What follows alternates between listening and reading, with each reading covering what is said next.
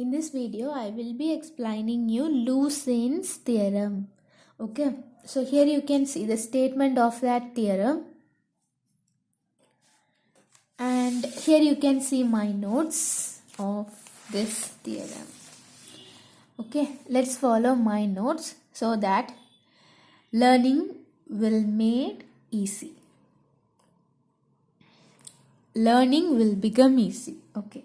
Lusin's theorem, here you are first taking a function that is f, and that function is a real valued measurable function, and you have this function on the set E. Okay. Is there anything talking about E? No. E is a measurable set actually. Okay. Okay. So here you are having a set E, and on the set E you are having a function f, and that function is a real valued measurable function. Okay, if it is like that, then for each, okay, in between you should write for each epsilon greater than 0, there is a g. That is, there is a continuous function small g on R and a closed set f subset of E and f equal to g on f and m of E difference f less than epsilon. That is, you are going to prove all these one by one. Okay, so if there is a real valued measurable function on E, then these will happen. These will be there. That is, for each epsilon greater than 0, there will be a continuous function on R, and there also a closed subset exists. That is f subset of E, and this function will be equal on this f, and a measure of E difference f will be less than epsilon. When you find the measure of E minus f, then you get the value that will be less than epsilon. That is what the statement. So first you are going to prove this, okay, measure of E difference f less than epsilon. So let's see how. So you are using, to prove that, you are using simple approximation theorem here. Okay. So by simple approximation theorem, there exists a simple function that is this, converges to f pointwise on E. That is, from simple approximation theorem, you will know that. What is simple approximation theorem? If f is an extended real valued function on the measurable set E is measurable if and only if this condition, right? Here also you are having an f, and that f is measurable. Okay, so that you are using simple approximation theorem here. By simple approximation theorem, if f is a measurable function, then there exist simple functions. Okay, that is why here also, when using simple approximation theorem, here existing simple functions are existing. That is sequence fn. This sequence fn converges to f pointwise on E. This you have wrote by the simple approximation theorem statement. Now by using proposition, okay, by using proposition, if a simple function or a function converges to f pointwise on E, then you can use this proposition. By using this proposition, you will get this, if fn converges to f pointwise. That is, by a proposition, you will get for each n, there is a continuous function gn on R and a closed set fn subset of E such that fn equal to gn on fn and m of E difference fn less than epsilon by 2 power n plus 1. Here you should not forget anything when writing, because you have to learn with a trick. Here the same sentence this is the sentence that you are writing. This is the same sentence that you are writing in the statement, but the only difference you are making is there is a continuous. Here you are writing Gn, but there is G, okay, on R, and a closed set. Here you are writing F, here you are writing Fn, okay, subset of E, such that here you are writing F equal to G, here you are writing Fn equal to G. On Fn, here you have F.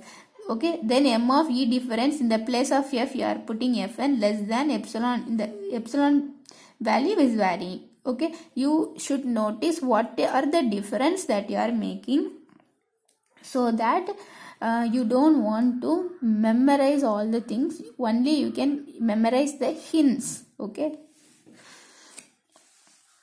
Okay, now if Fn converges to F pointwise on E, you can use a Gauravs Theorem also. So by using Gauravs Theorem, you are going to say this Fn converges to F uniformly on F naught. That is what you are going to say by using a Gauravs Theorem here.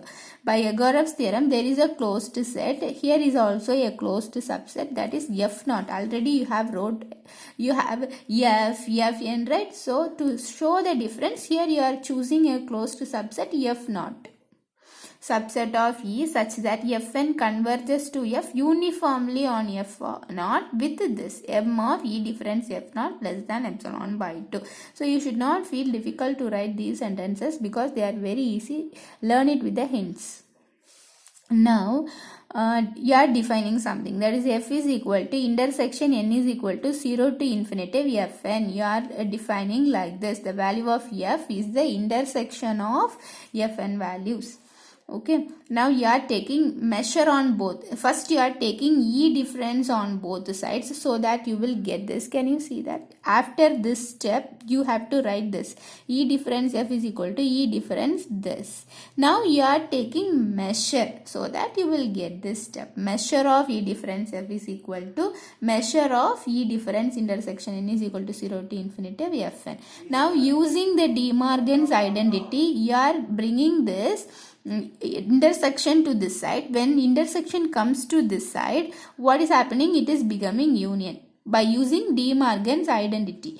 So M of union N equal to 0 to infinitive E difference Fn you will get. Now you are just splitting. Okay, you are splitting M of, that is Fc, you are writing F0, applying the value of N. So N equal to 0 value separately and all other terms, okay, as another term. Okay, so that is how you are writing M of E difference F naught union M from N equal to 1 itself. Here you can see. So now this can be written as you are going to convert union to sigma, so that what you are writing, less than or equal to, and this is becoming plus. So M of E difference F naught plus summation N equal to 1 to infinitive M of E difference Fn. You know the value of E difference F naught, just substitute the value. You also know this value also, just substitute it, and finally you will get less than epsilon. So you have found M of E difference F less than epsilon. Have proved the first part. Now you are going to prove F of x equal to G of x. To prove that, what you are doing is, you already know intersection of closed set is closed. Intersection of closed, this is closed, therefore this is also closed, right? So that is what, can you see that? Did you see? This is closed. You are saying that if since intersection of closed set is closed, this is also closed. From this you are writing this sentence. Intersection of closed set is closed, therefore F is closed. Since Gn is continuous on Fn, here you have from the proposition, I think, yeah, from the proposition, in the proposition you have wrote there is a continuous function Gn and R, right? So here you are using that. Since Gn is continuous on Fn, Fn is continuous on Fn. Fn is also continuous. The reason is because you have Fn equal to Gn. You have wrote it in the proposition, right? So from that you are writing, since Gn is continuous on Fn, Fn is continuous on Fn. Also since F subset of Fn.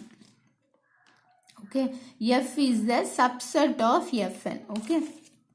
Therefore, you can say Fn is continuous on F. Since this Fn is a subset of F, so you can change Fn into F. Now also Fn converges to F uniformly on F. Here you have, in the Gauravs theorem, you have mentioned that. You are using that here. And from that they are saying the uniform limit of a sequence of continuous function is continuous. The restriction of F to F is continuous on capital F. So from this you can say F restricted to capital F is continuous. Now you are taking small f, and this small f is extended as a continuous function to the whole of capital R. Okay, let small g be the required extension of, you are extending this function, and the extending part you are denoting that extending part as a small g. Small g is the required extension of f. Therefore g is continuous because this f is continuous. Therefore the extension is denoted as small g, that small g will also continuous. Therefore g difference f is equal to small f.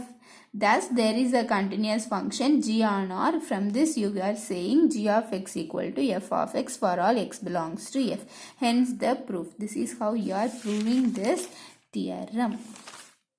Okay.